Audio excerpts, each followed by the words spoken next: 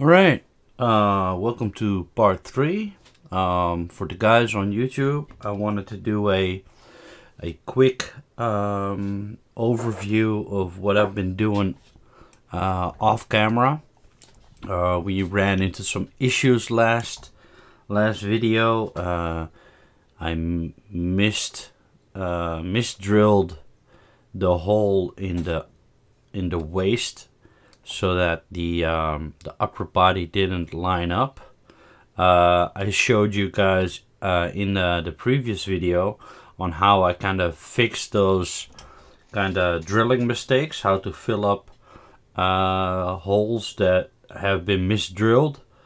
And I wanted to give you guys a quick update on how that now looks and how I kind of fixed that. I also have a quick update on the key for the shoulder that didn't fit all the way.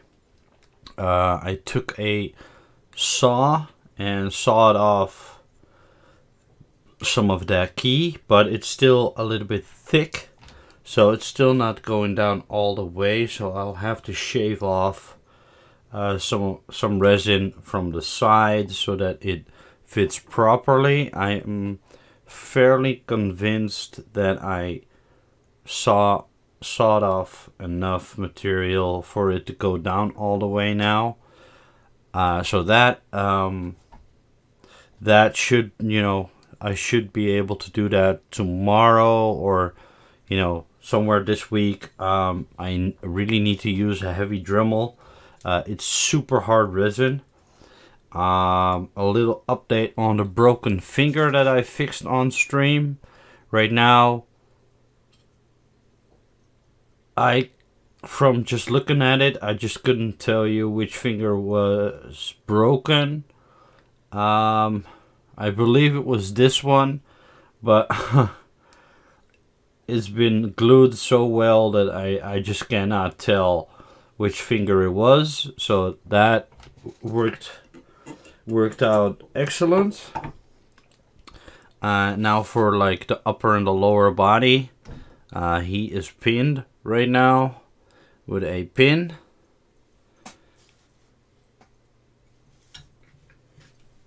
And the way I kind of fixed that was by there was the hole that was misdrilled.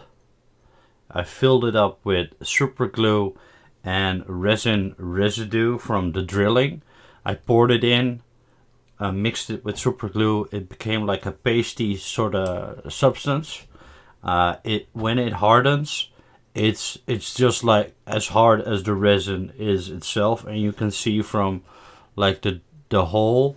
The new hole is kind of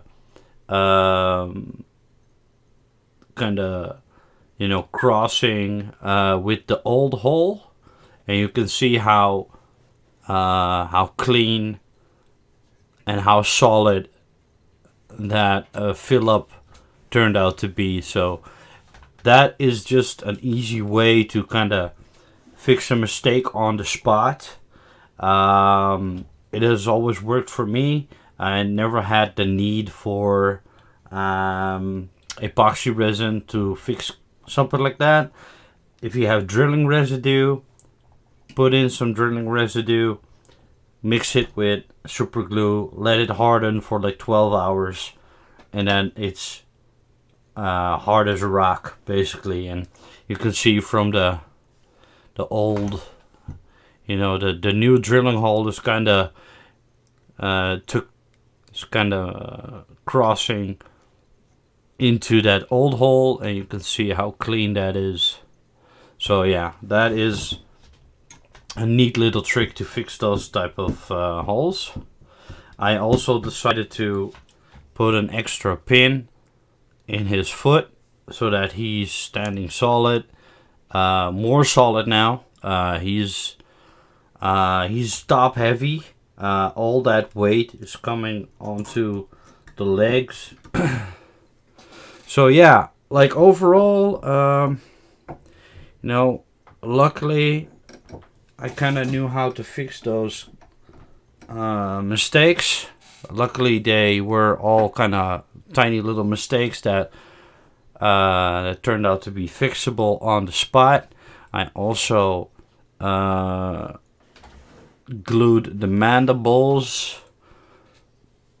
I went in with some extra glue just to make sure that the seam lines were all filled up with glue. You're still gonna see them. I'm still gonna have to kind of fill those up with clay just for aesthetic purposes, but they are solid. They're glued solid, so that shouldn't give us too much problems. As far as like seam lines, they are kind of natural seam lines. Right here, you can see a seam line right there, but it's like a natural transition between his skin and his armor, so it would make sense for there to be like a seam line, and his body is obviously covered in the armor, so it would make sense for this to be a little bit thinner and just slide in there, basically. On the front as well, it's a very natural kind of looking situation where his body is covered in armor, so that is not like a seam line that needs filling. On the arm, I would say if we remove the shoulder, which is the shoulder pad is pinned, this is also like a natural kind of seam line where his armor, and then it transitions into his kind of naked arm. Basically, I could kind of fill that up if I wanted to. Maybe it's a little bit too obvious right here, so I might fill that up, but that will require me to glue it before painting. Not sure if I'm comfortable with that, so I'll have to kind of think about what I'm gonna do with that. So for kind of the next video, the next episode, which will be part 4, I will only have like the smaller pieces left to do. Now, come on, where's the hole? Right here. I have the 2 guns I still need to pin. I'm gonna drill a tiny little hole right there and right there, so that they can connect with the pieces that are holding the guns up into the air. I think that'll be a wise decision, so that I can kind of rotate them, kind of position them. Not sure if I'm gonna glue them or not. It's kind of fun to kind of have them posable. So this is kind of the way that he's supposed to be displayed. The guns, you can go either way. You can put it on this side or that side. The guns are both different looks, so you can go kind of either way with that. Then you have the wrist blades, 2 of them, which go onto this arm right here. Obviously they need to be glued after the painting process, or I glue them after I've painted the skin and the leather glove that he's wearing, and then glue them and paint them together with his armor. I'm not sure. I think I'm gonna wait until I'm done painting. They are, when you slide them in, there is a lot of space for them to wiggle around, so kind of have to figure out if I want to like fill that up so that they're completely solid, or if I should, you know, make it look like there's like space. I'm not sure what I'm gonna do with that, but I have to look at some reference photos from other painters, how they have solved that problem. And then we have the daggers, which go to the back of his waist, which are awesome looking. They're great sculpts. Looks amazing like that. I am going to pin those with paper clips. Not because I'm worried that this will not hold. It's just another extra kind of insurance that they're at least drilled into his body, and that they have like something extra to hold on to, because it's not a lot of material to glue. I don't want to kind of, if you kind of by accident bump it or something, I don't want that glue to break off or whatever could happen, and I just want an extra pin in there just to secure it in place. Obviously, the pins will also kind of make it a lot easier to kind of paint this, have something to hold on to. That is obviously one of the reasons why it's just so handy to pin your parts. But yeah, they only go in one way. This is not correct, so they're easily placeable. There's no mistaking which one goes where. But yeah, man, overall, he's a great looking statue. I think Narin really outdid himself with the pose, with the head sculpt. The head sculpt is absolutely amazing. It's very dynamic, very elaborate, very challenging. The way he's standing onto the base, he's ready to attack something, or he's just displaying his power.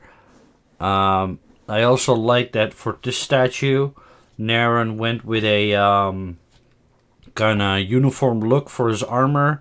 So, most of the time, most of his sculpts have variations in his armor, so that the left leg looks different than the right leg. Same for the arms. The armor on the arms always look different, and then on the side, the shoulders, he also always has something going on right here, and then something completely different on the other side. For this statue, he went uniform, so it's kind of like he's wearing like this super advanced, technologically advanced kind of armor with lots of like bits and bobs on his feet as well. Like, yeah, it's a very dynamic, very elaborate kind of statue, but it's absolutely beautiful.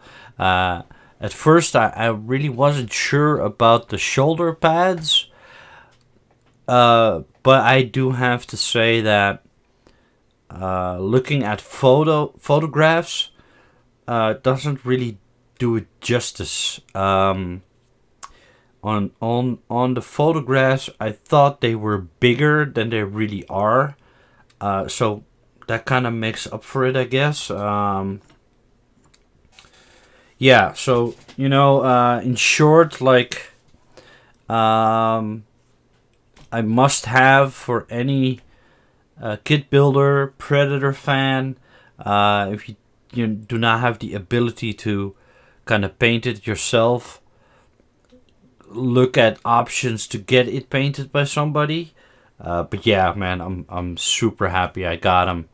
Narin really outdid himself, and I think as he progresses into new statues, his work becomes so much more advanced, so much more elaborate, so much more dynamic.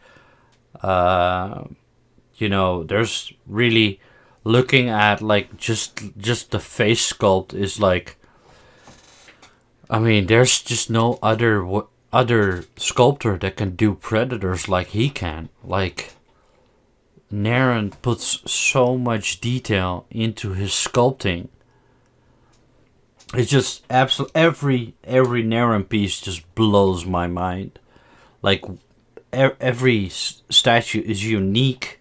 The fact that these are kits and not pre-painted makes every kit unique. Everyone who painted one has made a unique statue, basically. So you can produce 1,000 of these, and there will be 1,000 unique kind of statues. And that's what I really love about Narin's work, is that all the Sideshow guys, all the XM guys, and the Queen Studios and the Prime One, those guys produce pre-painted statues. People buy them. You know, they release like 1,500 statues, and they all kind of look the same. They feel the same. But with Narin's work, you get something unique, something that you can put your time and effort into, and you can once you go into the painting process, it's something that you have created yourself together with Narin. Narin provided the sculpt. You can provide the paint job and the building process. You can customize the statue if you want to. I have some small examples of statues that I've slightly customized, or just added something to make it even more unique. So that's all up to you and your own interpretation. I just the guy just deserves a lot of props, and if you're into Predators, definitely look up Narin Studio on Facebook. He exclusively sells on Facebook. That's kind of his preferred way to kind of communicate with people. The guy is 100% trustworthy. I've never had an issue. He always gets back to you with when you have a question. I do have to say that the language barrier might make a conversation a little bit more difficult when you go real in depth, but the basic English, you can find your way with Narin. The guy does 100% solid, honest business. You can do a payment plan with him. You can pay it in full. You can even ask him if he will reserve you a statue if he has them. So if you like Predators, then Narin is the guy to go to. And if you cannot paint it yourself, find somebody who will paint it for you. I can refer you to people. I can even paint it for you. Although I do not do large commissions. I do like on a project basis. I look at the project. If it's something I'm interested in, I'll paint it for people. But yeah, there's just tons of people out there who can do it justice. But yeah, definitely a must buy for any Predator Alien fan. Definitely for a Narin fan, this is a must buy. So guys, I want to thank you guys for watching. Stay tuned for episode 4 on this guy, where I will be kind of wrapping up like the final pieces that we still need to do. I want to thank everybody for their support. I really hope you guys like what I'm doing. I know that there's not enough of these type of things on YouTube. A lot of people have been asking fellow YouTubers to do more build videos, paint videos on these Predators. There's just not enough of people like me doing these. So I'm getting a lot of positive feedback on these videos. I just started doing something. I don't know if it's gonna work. I don't know if there's a large audience for them. I'm just doing this because I love doing it.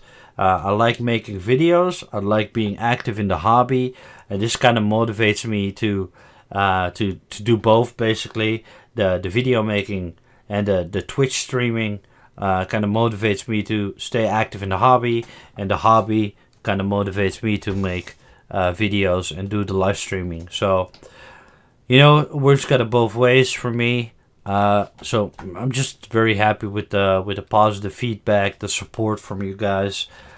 Keep it up. You know, let me know what you think. Send me a message on Facebook, or leave a message in the comments down below. If you're not following the channel yet, please do so. It will really help me out. The growth will make me more visible to other people. It will make the hobby more visible to other people. And that's basically why I'm doing this. Is because I really want to share with you guys. I want to learn from other people. And I want to kind of pay it forward, basically. Because I've learned so much by watching other people do stuff on YouTube. So I basically want to pay it forward. So thank you guys for watching. Stay tuned for the next video, and hope to see you soon.